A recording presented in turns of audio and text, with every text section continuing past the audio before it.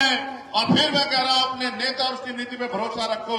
मैंने किसी धंधा सेठ के बेटे को आगे बढ़ाने के लिए यहां नहीं खड़ा किया। आपके बीच के व्यक्ति में जो लड़ रहा है मेरे जैसा है। मैं भी 20 साल से झंडा उठा के घूम रहा हूं और ना सीबीआई रोक पाई, ना ईडी, ना इनकम टैक्स, ना जेल। 16 महीने जेल में रहा। मेरे लोग अपने दिल पे हाथ रख के पूछना, मैं खून हूं आपका। 16 महीने जेल में रहा। एक रात मैंने ऐसे काटी। मेरी दवाई बंद कर दी, मेरी मुलाकात बंद कर दी, मेरी किताबें बंद कर दी, मेरा खाना बंद कर दिया, सूखी रोटियां मेरे आगे पटक दी। और मैंने याद किया अपने महापुरुषों किस तरह से हमारे लोगों ने जीवन बिताया। मैं डटा रहा लेकिन हिम्मत नहीं हारी। एक एक रात मैंने सोच के काटी, अगर मुझे मौका मिलेगा तो ऐसा इतिहास लिखेंगे जिसको सदियों सदियों पढ़ा जाएगा।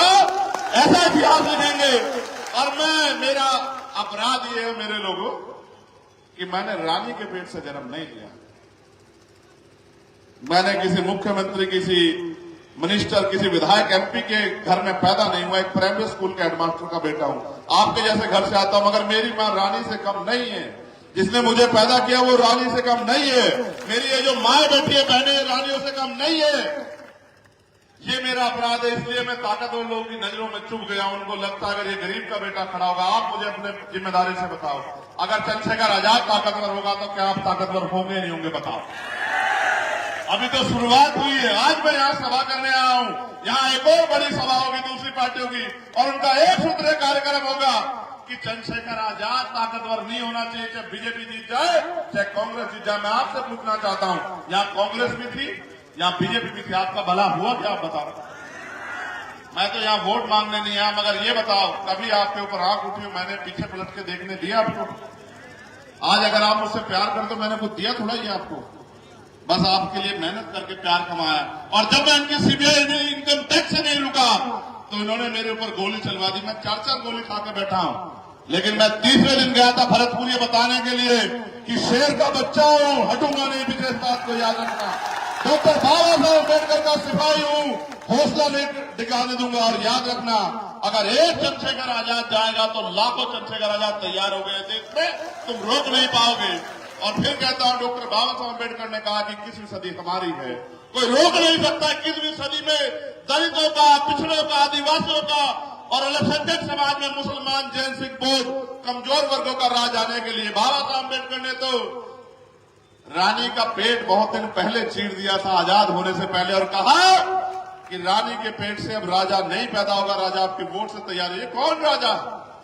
ये कौन राजा है जो कह रहा हम राजा? लोकतंत्र है। अगर जो खुद को राजा कहता आपके दरवाजों पे चुनाव के समय नाक रगड़ता हुआ दिखाई दिया, तब मुझे बताना डॉक्टर बाबा साहब अम्बेडकर की वोट में कितनी शक्ति थी।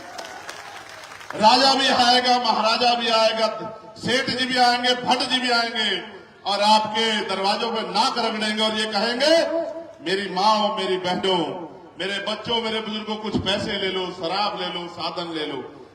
वो तुम्हारा भला चाहने नहीं आएंगे, वो तुम्हें बेखरीदने आएंगे। मैं तुमसे पूछना चाहता हूं, तुम बिकाऊ हो? बिकाऊ हो तो भैया पीछे हट जाओ। ये नीला पटका डालने के लिए बहुत बड़ा जिगरा चाहिए। बाबा साहब का झंडा उठाने के लिए बहुत बड़ा जिगरा चाहिए और बाबा साहब का आंदोलन चलाने के लिए बहुत बड़ा दिल चाहिए। ये कोई आसान काम नहीं है। हमारे सामने का अभी है बैठे हुए, ये खड़े हो जाओ, खड़े हो जाओ। और जब वो गाना बजे तो ऐसे मूंछे तान तान के नाच रहे तो हमारी भी मूंछें ऊंची हो गई जब हमने इनको नाचते देखा। ये नीला झंडा ये बाबा साहब अम्बेडकर ने हमें दिया और हमने बहुत प्रयास किया मेरे लोगों कि जो पुराना दल है हम एक हो जाए। लेकिन हमारी गलती इतनी अच्छी है, एक तो हम गरीब परिवार से आते हैं, दूसरी हमारे स्पीड ज्यादा है। समझ रहे हो? यही हमारे लिए अगर होते थोड़े बेवकूफ टाइप, थोड़े लालची, पैसा कमाने वाले, विधायक बनने वाले, तो सब रख लेते। सबको पता है। देखो, जिसके पास समस्या है उसको कोई बुरा नहीं कह रहा, उसका कोई विरोध नहीं कर रहा है। जिसके पास सलूशन है उसका विरोध कर रहा है। और हमारे पास सलूशन, एक बार मौका दे के देखो, आपने सबको दे दिया। बेहतर शिक्षा हर गरीब के लिए, हर परिवार के लिए सुलभ शिक्षा। अगर डॉक्टर, इंजीनियर, आईएएस, आईपीएस बनना चाहता तुम्हारा बच्चा, तुम्हें जमीन नहीं बेचनी पड़ेगी, किसी आगे हाथ नहीं फैलाना पड़ेगा, कोई कर्ज नहीं लेना पड़ेगा। ये जवाब दे के जाऊंगा यहां से आपको। अगर बहन बेटी की शादी करनी हो तो किसी की तरफ उम्मीद से नहीं देखना पड़ेगा, गिरवी नहीं रखना पड़ेगा आपको। और अगर बढ़िया इलाज है, मैंने तो खोया अपने पिता को, मेरी जेब में पैसे होते, मैं भी धंधा सेठ का बेटा होता तो बचा लेता अपने पिता को। जिस दिन आप पे पड़ेगी होगी आपको याद आएगी कि आपका पिता बीमार होगा, आपका भाई बीमार होगा, माँ बच्ची बीमार होगी, बहन, और आपके जेब में पैसे नहीं होंगे तो मेरी स्थिति में आ जाओगे, आपको याद आएगा। मैंने अपने पिता को खो दिया। मैंने उसी दिन तय कर लिया था किसी गरीब को आंसू नहीं बहाने दूंगा। लेकिन याद करो यार, हम हजारों की संख्या में यहां इकट्ठा हुए दामोदर, कई बार तुमने इससे बड़ी बड़ी भीड़ जुटाई होगी, मगर शक्ति किस चीज में इनको ये पता नहीं है। शक्ति वोट से मिलती है, भीड़ से नहीं मिलती मेरे लोगों। अगर आपने एक एक वोट दामोदर भाई के पक्ष में डाल दी तो फिर आप शक्ति विहीन नहीं रहोगे, फिर आप शक्तिशाली हो जाओगे। वरना मेरी सभाओं में आते रहो, खूब नारा लगाते रहो। मैं रास्ते में रुका, गुजर समाज के बहुत सारे लोग थे, जय भीम जय मीर बोल के नारे लगा रहे थे, माला घेरे थे। मैंने उनको भी समझाया कि माला मेरे गले में कितनी डाल दो, कुछ नहीं होगा।